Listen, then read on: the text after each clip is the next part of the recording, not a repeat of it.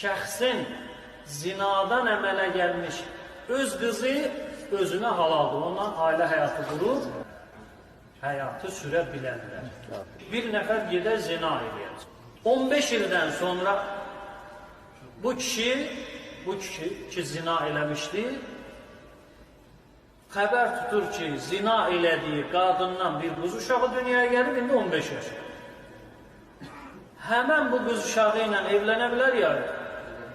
İndi kişi öz zinadan əmələ gəlmiş, belindən, öz spermasından dünyaya gəlmiş qızı ilə evlənir. Dünyaya bir oğlan uşağı gəlir. Şimdi gəlin biraz düşünək. Bu oğlan uşağı, onu dünyaya gətirən qadına nisbətən nə sayılacaq? Və onu dünyaya gətirən kişiyə nə sayılacaq? Buyur Məşədə, eşidirəm səni. O ana həm anası olur, həm babası. Əhsən, atası üçün mən nə olacaq? Həm babası. Həm Ağa nələrinə rühünə sağ olasın. Allahümmə səlli alə Muhammed və alim. Həmən o dünyaya gətirən qadın bu uşağın həm anasıdır, həm bacısıdır. İndi necə oldu anası? Çünki onu dünyaya gətirir. Necə oldu onun bacısı? Çünki ataları nədir? Bir.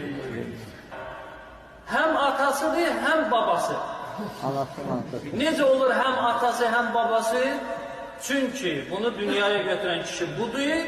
Necə olur bunun babası? Çünki qızını, yəni elə bir əlif dünyaya gətirir bani, ba da dünyaya gətirir tavan. Olur onun babası.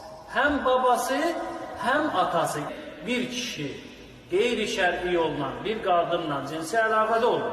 Dünyaya qız uşağı gələr, öz spermasından, öz belindən həmən o kişi öz qızı ilə evlənə bilər və indi ortada uşaq dünyaya gələcək, qız dünyaya gələcək, vay müsibət, kitab ələ mədahibil ərbəə, 4 məzhəbə uyğun fiqh, min məihi zinən, icazə verilir kişiyə zinadan əmələ gəlmiş öz qızı ilə ailə həyatı qursun, öz qızın özünə arvad eləsin, icazə verilir.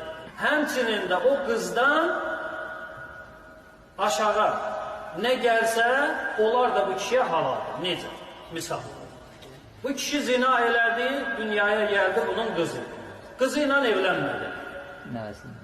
Qız bir müddətdən sonra biri ilə evlənir, dünyaya bir qız uşağı gətirir.